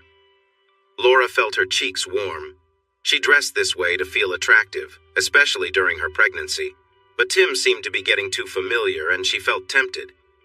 "Hey, Will, can I ask you something? Isn't being intimate while pregnant the best ever?" Will laughed and nodded. "Trust me, buddy, it just gets better until around the 8th month," Tim said with excitement. Will rubbed his hands together, looking eager. "If it ever gets overwhelming, just call me and I'll come help," Tim offered. Will assured him he had his number saved and would reach out if things got tough. Laura looked less than impressed. "You aren't suggesting you would share your beloved wife with him, are you?" Will grinned widely. "Well, it wouldn't be the first time we shared, but no, I will not share my wonderful wife even with my best friend." Laura smiled, and Will added jokingly, "Unless it becomes too much for me." Tim nodded. "I've got your back, brother, ready to help." Laura pretended to pout but then smiled, playfully slapped them on the shoulders, and said they should stop talking about her feelings. She poured fresh coffee for herself and the guys while thinking about what it would be like to share a moment with them. Before she could sit down, the boys called her from the living room, asking her to change the channel for them. Tim winked. "Daisy, we can't wait to see you come and go, so make it fun." She playfully swayed as she walked through the kitchen door. The men laughed, and Tim told Will he was a lucky guy. Karen found her thoughts wandering while Larry was very eager with no real rhythm. She had flirty moments with him at the New Year's Eve party because she thought Tim was giving too much attention to Larry's wife, Jeannie. Jeannie worked in the high school science department that Tim managed, but they seemed a bit too close. Larry quickly became captivated by her. He rushed to get her drinks and danced with her during every slow song. Jeannie obviously felt jealous, and Tim looked annoyed, but she thought his attention was sweet, and Larry was charming. When Tim complained, she pointed out that he was acting the same way with Jeannie, which quieted him down. She was right. There was something between them. Larry started calling her after she got home from work. Just like before, their conversations quickly became intimate. They began sharing personal fantasies and felt more connected with each other. She enjoyed having this power over him, especially since he had a charming wife who her husband liked. She thought it would be a good idea to invite Larry to the next gathering. Larry saw himself as quite the charmer, but she soon found out that he didn't bring much to their time together. He lacked skill, moved too quickly, and seemed uninterested in ensuring she was happy. The others she had been with, though not perfect, had treated her with care and had appreciated her. Larry didn't seem to understand how to make things enjoyable. While they were together, she wondered how he ended up with someone like Jeannie. Fortunately, he was quick to finish, only lasting about 7 or 8 minutes. After that, she could take something to keep herself engaged and spend time with others. She had been told that her commitments would end once the film was done, allowing her to return to a quieter life as a wife, mother, and teacher. She knew from her past experiences that she might be tempted to wander again, but right now, the idea of living a stable life felt more appealing than it had in a long time. Karen discovered 3 important things about herself. She loved the excitement of attraction, the first time was special, and her interest faded afterward. She felt exhilarated when she first connected with JW, and again with Steve and JW together on the same bed. This led her to think that more could mean more fun, so when Frank asked for a turn at the gathering, she was willing to see if that was true. Being with Frank didn't thrill her much, but with 3 men working together, she finally felt joy. On the way home, JW told her she was in for another exciting experience next time. The surprise was Barry Benton, a successful lawyer and active politician. He was married to a lovely woman but claimed he needed more excitement in his life. He was considerate and tried to make her happy. However, he introduced her to something else that sparked her interest: power. Her first experience with a powerful figure was a senator in Austin. They met in a hotel one afternoon while she was supposed to be at a conference. She felt a rush of excitement being with someone so influential. In truth, he wasn't anything special, but the excitement made it feel important, and she wanted more. Her wish came true when 2 high-ranking officials visited the next day, one in the morning and another in the afternoon. Neither one was impressive, but she made them think they were. She enjoyed the feeling of having a powerful man close to her, and sometimes that was enough to make her feel good, even when the experience wasn't great. On the last day of the event, she had a close interaction with an important man and then spent time with his biggest supporter. As they left, she felt a sense of pride that she had connected with top officials in the state. However, the man that afternoon was particularly unusual, and she told Benton to never ask her to see him again. Her next experience was at another gathering at JW's ranch. There were no officials this time, but Benton and a sheriff had joined, making the group larger. For Karen, the thrill of engaging in multiple encounters had faded. The idea that more would be better was proven wrong that night. After all, she had been with 5 different men without much satisfaction, and she figured the others wouldn't be any better. Now she just felt bored and used, ready for it all to end. Being in the adult entertainment world wasn't as great as it seemed. The only reason she stayed that night were JW's threat to tell Tim what she had been doing, the promise of freedom after finishing the film, and a chance to earn $5,000 from the sales. If she got that money, she would use it for a wonderful family vacation. It would still come from her choices, but it was the best way she could make up for neglecting her husband and kids while chasing after excitement. She had been told that the audience for a specific film would be mostly overseas, and that it wouldn't release in the USA. She somewhat believed it because many films featured more experienced performers, but it still worried her. She decided to finish filming with the other two men quickly so she could go home in time to relax, cuddle up in bed, and enjoy her own company, getting ready for the joy she knew her husband could provide.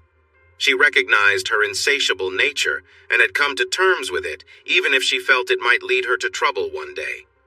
Then, her thoughts were interrupted by Larry's remarks about Tim being a weak husband who couldn't take care of his wife, and she responded with anger. Feeling guilty and wanting to get back to her normal life, her anger started to rise, mostly directed at herself, but Larry took the brunt of it. After she sent him running away, she cleaned up, went into the living room to find her clothes, and asked JW to take her home. Leaving now would give her time to clear her mind and prepare herself so Tim wouldn't suspect anything. He never had known, and she planned to keep it that way. She was always careful. They all tried to persuade her to stay, using both friendly talks and strong words, but the only reason she found convincing was JW's promise that filming a specific scene tonight would mean they only had one more short, fully clothed scene left before Beauty and the Beasts was done, and she could be free from her commitments. After having another drink and taking a moment to calm down, she agreed reluctantly. She decided it was best to finish this quickly so she could return to her real life and the love of her husband and sons.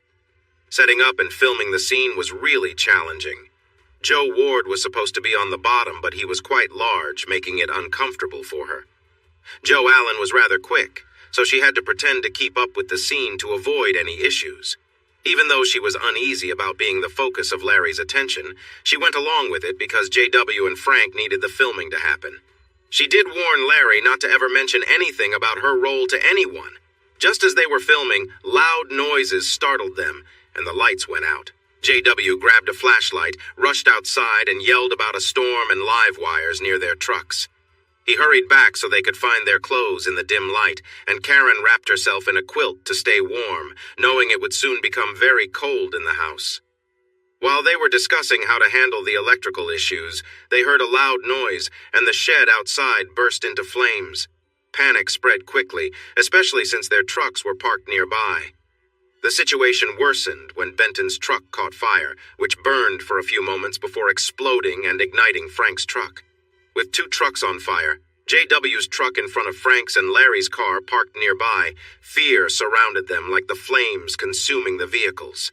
In just moments, the last truck in the car caught fire, and the flames reached toward the back of the house. This shared fear pushed them to act quickly.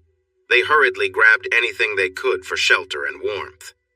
JW considered going to the bedroom for the cameras and film, but changed his mind when he saw part of the house already burning. Panicking, he rushed back to the living room and led everyone to the boathouse by the lake. They slid down the steep, snowy path, half running and half falling. Upon reaching the boathouse, they quickly looked around. Most of the items there were unhelpful, like tubes and paddles, but they found a propane heater. They stacked boxes, rafts, and other things around the walls for insulation. Then JW lit the propane heater. It didn't warm much in the freezing conditions, but by huddling together and sharing blankets and jackets, they managed to stay somewhat warm. It was still uncomfortable for Karen in her thin dress, but she shivered, clung to those around her, and hoped to see the dawn. As the adrenaline faded, they started to think about their situation. Karen realized she wouldn't be home to check on the babysitter or see her husband. Oh no! How am I going to explain being out all night to Tim? He's going to be so angry. Everyone except JW and Steve shared her worries and began to create a believable story. Most of their ideas were easy to see through, but none of them could sleep. This gave them plenty of time to think and revise their stories. Finally, just before dawn, they came up with one story that Benton believed would hold up, at least against a furious spouse. Since he had agreed to be their attorney and was familiar with their situations, he needed to be pleased with the plan. They questioned each other, practiced, and rehearsed until it felt like their story. Karen knew it had many gaps and was not a strong cover at all, but it was the best they could come up with. Maybe their spouses would be so relieved to see them that they wouldn't ask too many questions. That was very unlikely for Tim, Karen thought, but she knew that telling the truth would mean losing everything she cared about, so she felt it was worth the chance. If things went wrong, she could always admit to the truth and ask for a second opportunity. The long night allowed J.W. to go on and on about the things he lost in the fire. New items, valuable possessions, and cherished family treasures. He was heartbroken over the loss of his things, which seemed to matter more to him than the relationships and jobs that everyone else was trying to save. Steve listened quietly for a long time. Then he said firmly, "J.W., while you're feeling sorry for yourself, remember that you also lost all the videotapes and recordings you made. What do you think the investors will say when they find out we have nothing?" Steve's harsh words caught everyone's attention. J.W. leaned his head into his hands, feeling sad. The other men started discussing how to recreate the scenes and improve the movie. Karen sat quietly, listening for a few moments before confronting them with what was real. "The first thing you need is a new leading lady. I'm out. Without any videotapes or recordings, you don't have anything to hold over me anymore. I was foolish to let you charm me, J.W., but I've learned my lesson. When life hits you hard with a storm and a fire in one night, it's a clear sign to rethink your choices. I have, and I won't go back to a path that includes being with you. I'm focusing on what's right for me. You might think about telling my husband what happened. Frank, you might want to threaten my job, but I assure you if you mess with me, the trouble you'll face will be far worse than what happened tonight. I don't know how I got into this situation, but none of you can compare to my husband, so don't come near me again." Half-dressed, tired, and freezing, not one man spoke up against her. It had been fun while it lasted. They all enjoyed her company. But now, she had clearly said she was finished with them. So that was it. None of them wanted the issues she could cause if she involved her husband and the authorities. Besides, they had other options for her role, including some enthusiastic college girls and a couple of other mothers. After the storm, they would still have to deal with the cold reality of explaining why they had been out all night during a winter storm, leaving their families alone and vulnerable, not to mention the burned vehicles in J.W.'s house. As dawn broke, another wave of trouble awaited the group hiding out in the boat shed at the Rogers Ranch. Daylight didn't mean they were safe or that they would soon go home to their families, but it did mean they were closer to being safe. And that much closer to having to tell their unbelievable story to their worried loved ones. On a late Saturday afternoon, an Army helicopter from Fort Hood was searching for people trapped in vehicles when it spotted a burned house and shed, along with some people waving near the lake. A rescue team from law enforcement, along with an ambulance, was sent to make sure the fire survivors were okay. They found that all were suffering from cold and dehydration, but one woman was in the worst condition because of the light dress she wore. Everyone was taken to the nearest hospital for treatment. The others received care for frostbite and dehydration, but Karen had to stay overnight for further checks. The doctor who saw her noted something troubling and asked a nurse to check if she had been harmed and to take some samples regardless of what she said. Karen said she hadn't been harmed but agreed to be cleaned up. The nurse quietly took the samples and cleaned her, knowing that something had happened, either by force or willingly with others. With phone service and electricity still limited, Karen could only lie in her hospital bed, hoping her family was safe, that her marriage was okay, and let her tears flow. When Karen was released early Sunday morning, a police officer came to give her a ride home. She wore borrowed hospital scrubs and a light jacket, and since it was very cold, the officer turned the heater on high during the drive. Despite her situation, the officer noticed her beauty and how even loose clothes looked good on her. When they reached her house, the young officer helped check if anyone was home. Finding no one, he made sure she would be warm by building a big fire in the fireplace. Just before he had to leave for another call, he asked if she was okay and reassured her that he didn't know where her husband was or how to reach him. He informed her that phone service should be back by tomorrow at the latest, and that electricity might be restored later that day. After he left, she found a note on the kitchen table. She read it, and tears filled her eyes. Karen, if you are interested, the boys and I are fine. I have taken them to stay with some relatives who have electricity. There are many things I need to ask you, but let's start with these. Where were you? Who were you with? How long has this been happening? Why? If you are back, meet me at Andy Robbins' office when school ends on Monday. Be ready to tell me the truth. You will only have one chance. Since I will be with my family, you should bring your lawyer. Tim. The tone of the message made it clear that he knew. Panic filled Karen. How could he have found out? She worried that Sharon, who almost idolized him, might have mentioned the nights she babysat, and being the cleverest person she knew, he could easily put the pieces together. If so, it was up to her to change his mind using her charm, his love for her, and his love for the kids to make him believe the stories she and her friends had made up. She could not lose her husband and family because she desired something new. She told herself that from this mistake, she had learned she truly loved her husband, that he was the only man who could fulfill her in every way. It may have been the wrong path to understanding, but now she knew. From this day forward, she would be the best wife and mother she could be for the rest of her life. With that thought keeping her calm, she sat by the fire, wrapped in the cozy quilt they liked to use while watching TV, and practiced the story she would tell to ease his worries and bring him and their sons back home. Jimmy read the report about the rescue of Karen and the 7 men when he arrived for duty. He knew this news would confirm Tim's concerns, but he had promised to inform him. Andy Robbins looked worried and shook his head in disappointment as he shared details of the rescue but asked no questions.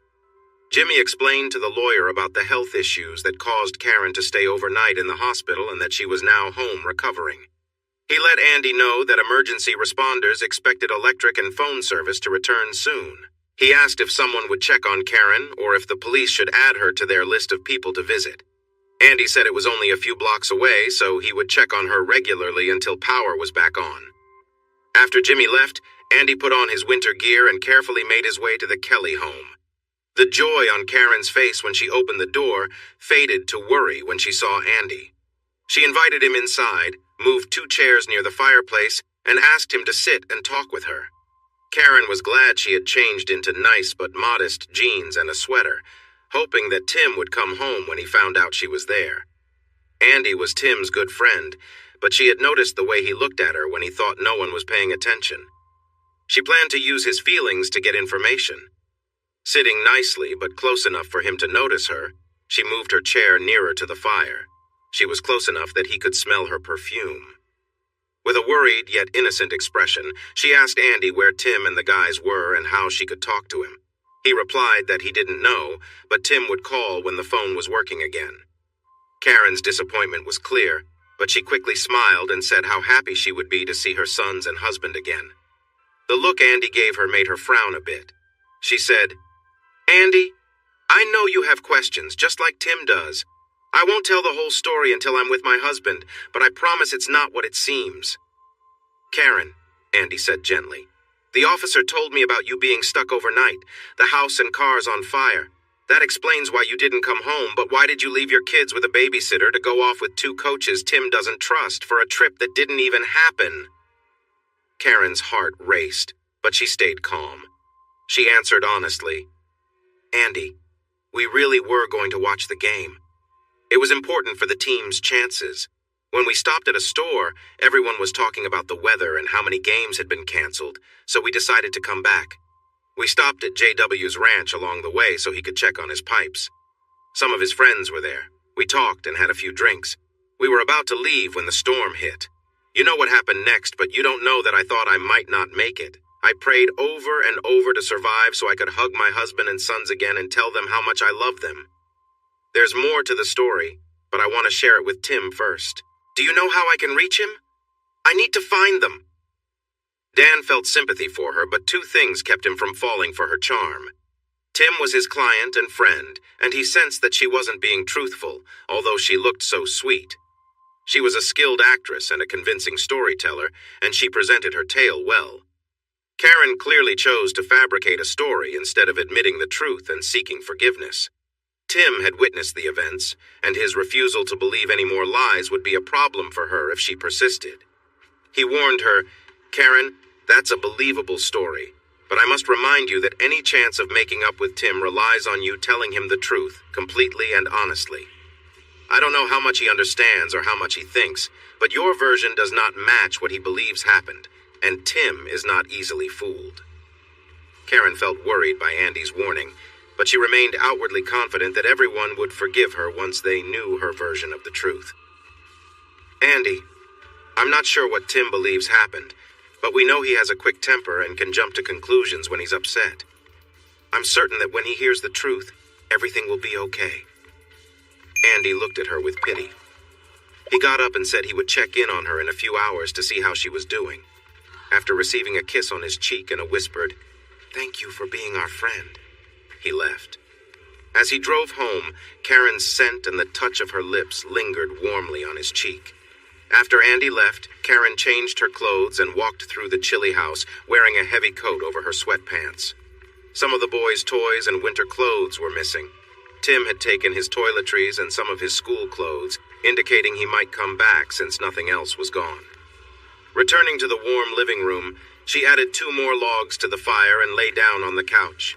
She felt completely drained from the events of Friday night, not having slept well and worrying all day. There had been excitement in finally being rescued on Saturday and returning home today. She wrapped herself in quilts, enjoying the cozy comfort of her home, which was still lovely despite lacking electricity. Someone had filled several pitchers and 2 large jugs with water, allowing her to drink freely and even flush the toilet when needed. She appreciated the little things, thinking how nice they were. As she relaxed, she drifted off to sleep.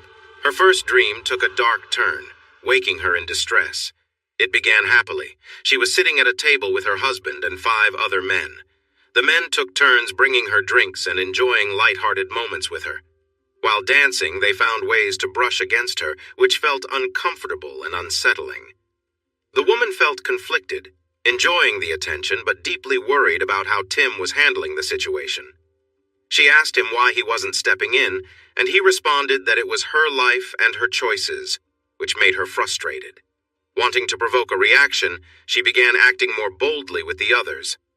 Eventually, one of the men led her back to the table, but instead of sitting her down, he lifted her onto the surface. He stood close to her, wrapped his arms around her, and kissed her passionately. Her husband watched the scene but did nothing since she wasn't resisting. As the man became more forward, a tense atmosphere built around them.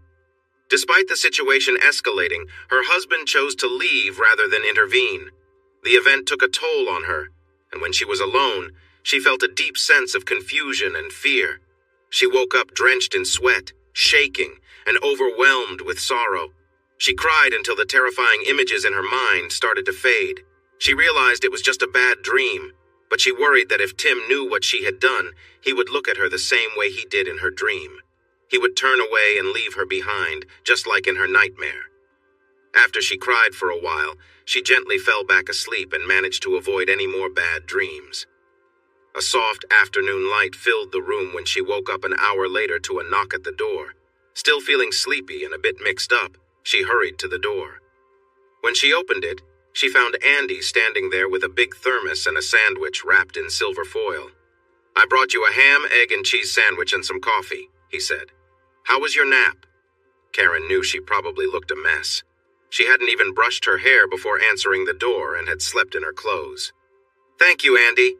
Can I wash up first and then join you for coffee and food?" He grinned at her and tilted his head, saying, "Why, you look great to me." She laughed and quickly went to the bathroom.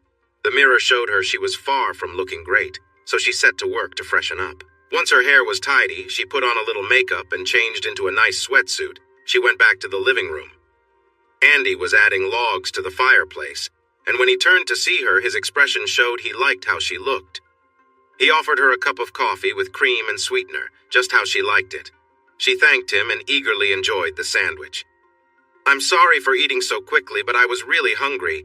I don't remember the last time I ate. Thank you for being so thoughtful." Andy was trying hard not to stare at her beauty, and he focused on not letting himself be too taken in. He looked away, poured them more coffee, and reminded her he had promised the police to check on her now and then, especially after everything she had been through and with the power outage. She looked at him with appreciation and said softly, "No matter your reasons, I truly thank you.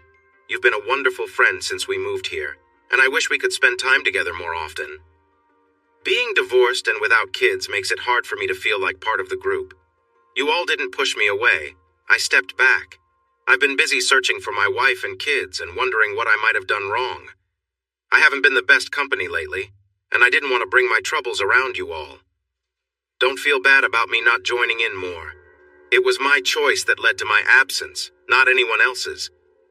Karen realized that her decisions might lead to her being left out. She needed to convince Tim and Andy that her missing Friday night was just a matter of bad luck and that nothing wrong had happened.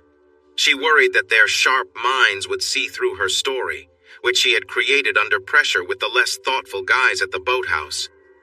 She thought it would help to have an ally when she faced them, and she remembered that Andy had always shown interest in her. Maybe, just maybe, she could win him over.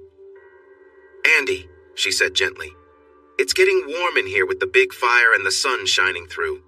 This fleece is a bit too much. Do you mind if I change into something more comfortable?" He said it was fine, so she quickly went down the hall to her closet. She wanted to look nice, but not obvious. What should she wear? She decided on a comfortable outfit. No bra, red underwear, a hoodie, and loose shorts.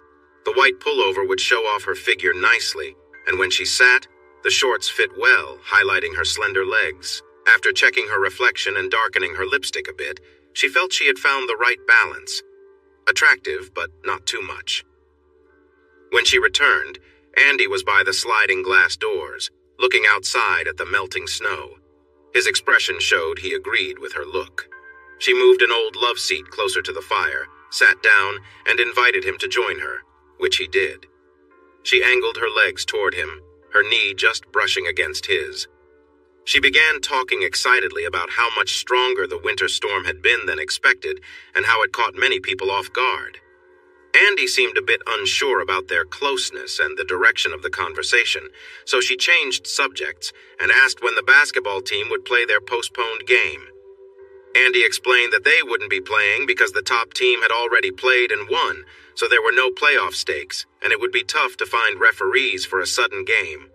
"Oh, I really wanted to see them play again. His team has improved so much this year. They really give their all, and he coaches them wonderfully. Everyone loves him, you know? He's been named Teacher of the 6 weeks several times and even Teacher of the Year in our first year here," she said proudly. In her excitement, Karen innocently moved her knee closer to Andy's leg and placed her hand on his arm as she continued praising her husband. Andy looked a bit uncomfortable but didn't pull away. "Now, Andy, let's talk about you. How are you doing? I know you're trying to move on from the divorce and focus on getting your kids back, but I sense there's still sadness in you, Andy." "Are you really okay?" Karen asked gently, placing a comforting hand on his leg, letting it rest there. Andy didn't move her hand away. With a heavy sigh and sorrow in his eyes, Andy replied, "I'm managing as best as I can, Karen. Catching them in the act hurt deeply, and the divorce was rough. Losing my kids was the hardest part. If I could go back, I'd do things differently. Maybe I could have stopped it, or at least given it a real chance. But I didn't, and I regret not letting her explain. Now I find myself lost, focused only on trying to find my ex-wife and kids, with nothing else really mattering in my life."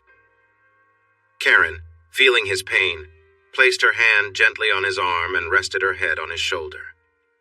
"Oh, Andy, I'm so sorry," she whispered softly, squeezing his hand to offer comfort. The two sat in a moment of quiet understanding. Andy felt her warmth and closeness, but his mind remained weighed down by his past and the mistakes he believed he made. Karen looked at him, her eyes filled with sympathy, silently offering him comfort through her presence. He leaned in and kissed her gently, finding a small moment of peace in her support. Karen returned the kiss softly, wanting to help ease the pain she could sense in him. It was a tender, quiet moment, full of unspoken emotions. They sat there together, quietly sharing a simple connection in the midst of Andy's sorrow. Karen and Andy sat together, enjoying each other's company when they found themselves sharing an intimate moment. As their feelings deepened, Karen flirted playfully, and they shared a few tender kisses. Andy, however, soon realized that things were getting a little too intense. Feeling the need to step back, he gently pulled away, saying he had to leave. Karen, trying to keep things lighthearted, gave him a friendly smile and playfully asked him to stay a little longer. But Andy, feeling conflicted, insisted it was time to go and quickly made his way out the door. Left alone, Karen sighed and composed herself, returning to her daily routine. She took a moment to relax in the quiet room, gathering her thoughts. After a while, she got up and went about her day, leaving the encounter behind her as just another fleeting moment. The scene passed quietly, and Karen moved on with a sense of peace. The brief encounter was now just a memory, and she was ready to focus on what came next in her life. She lay on the couch, deep in thought about her relationship with Tim. She wished they could have fun like they used to, but lately, things had changed. It felt like their roles had reversed. In the beginning, Tim was the adventurous one, always full of energy and ideas. He had experienced so much before they met, while she was still figuring things out. Now, she was eager to explore and connect more deeply, but he seemed hesitant. As she remembered their early days, a smile touched her lips. There was something special about how Tim had broken down her walls. She had planned to take things slow, but each time he held her, all her plans melted away. His presence made her feel safe, and she couldn't help but be drawn to him. On their third date, things moved forward in a way that surprised her. They shared moments of closeness, and despite her nerves, she found herself trusting him more with each touch. By their fourth date, they were growing closer, and she began to let go of the reservations that had once held her back. On their fifth date, Tim invited her for a weekend getaway. They had dinner, danced, and shared soft moments together. It felt natural, like they were building something special. When they finally went up to the room, Tim was gentle, making her feel cared for. His touch was soft, and every moment with him made her feel more connected. He seemed to know her in ways she didn't even know herself, and for the first time, she realized how much she had been holding back. It was a moment of clarity for her, understanding that it wasn't about rushing, but about truly being present with someone she trusted. Looking back, she realized how much she had grown since then, and how much more she wanted to share with Tim. She longed for them to rediscover the connection they once had, hoping they could move forward together. She had always believed in saving herself for marriage, but after her wedding night, she found herself questioning that choice. Instead of pride, she felt a strange regret for not having explored relationships more in the past. The happiness and excitement she felt with her husband were beyond anything she had ever imagined, and she found herself constantly drawn to him. The guilt from her upbringing and the pressure to wait until marriage faded as her experiences with him grew. Even moments of doubt couldn't stop her from looking forward to their time together. As the relationship progressed, she sometimes wondered about the other men who had once shown interest in her, but she knew deep down that she and Tim were meant to be. They soon got engaged, married, and had 2 children. During her pregnancies, her emotions were all over the place, and her desire to be close to Tim grew stronger, though the physical changes eventually made it difficult for her. Despite everything, her body quickly returned to its previous state after childbirth, though she noticed some changes. After 4 years of marriage, her desire to be close to Tim hadn't diminished. She was often the one to initiate intimate moments, and even though they spent a lot of time together, she sometimes found herself wanting more. Unfortunately, these feelings led her to consider new experiences with others. She caught herself thinking about how different it would be with someone else. Her curiosity grew, and she started to imagine the excitement of drawing someone in and the thrill of the unknown. The first time she acted on these thoughts, it was a whirlwind of emotions.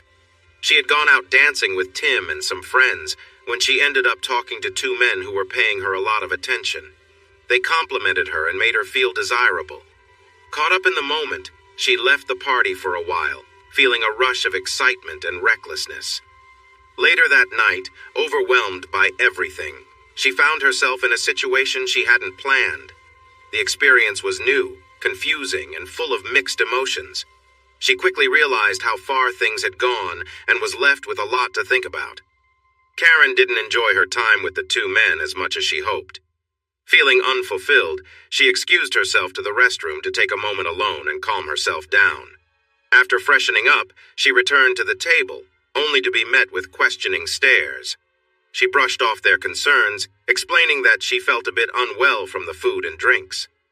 While some of the men seemed to accept her story with understanding, the women weren't so easily convinced, casting cold, skeptical glances her way. Despite the tension, Karen felt a sense of relief. She had gotten away with bending the rules, and the thrill of secrecy was what really excited her. Though her earlier experience didn't live up to her expectations, the excitement of stepping out of line was something she couldn't shake off. The desire to test boundaries again grew stronger inside her. She noticed that the women were becoming more suspicious, but they were also getting more relaxed with their drinks. Karen, on the other hand, paced herself, playing along with her husband and letting the night flow. The group was having fun, and there was a lot of playful energy in the air. Karen, however, was careful, keeping an eye on her moment. As the night wore on, Tim's best friend, Will, along with his two brothers, seemed particularly interested in Karen. She could tell from the way they lingered near her. While they danced together in the dim lights, their actions hinted at their intentions.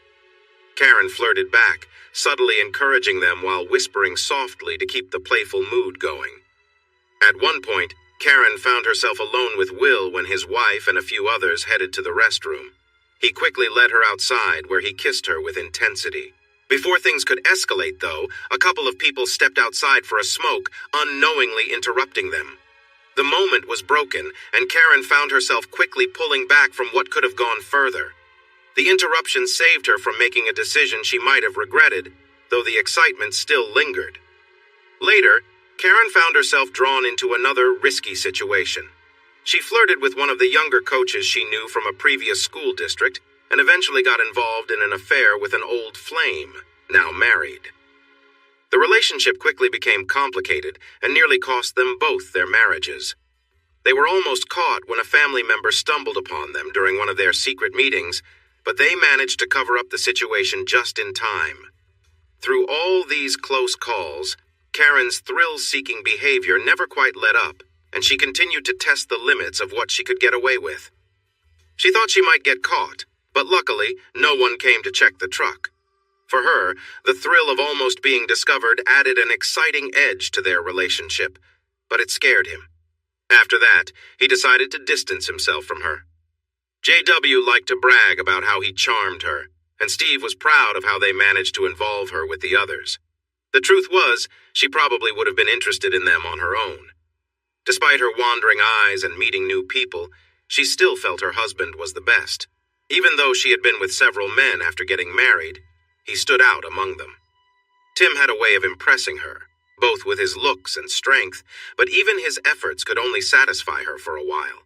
She often found herself relying on other ways to fill the empty spaces in her life, despite the time she spent with her husband and others. She had a routine balancing her life between her husband and other encounters, but she always found herself seeking more, never fully content. "I'm always wanting more, aren't I?" she whispered to herself as she tried to calm the restless feelings she had inside. Thanks for watching this video. Don't forget to subscribe to Infidelity Plus to stay updated with more captivating tales of infidelity and payback. Turn on notifications so you're the first to see our latest content.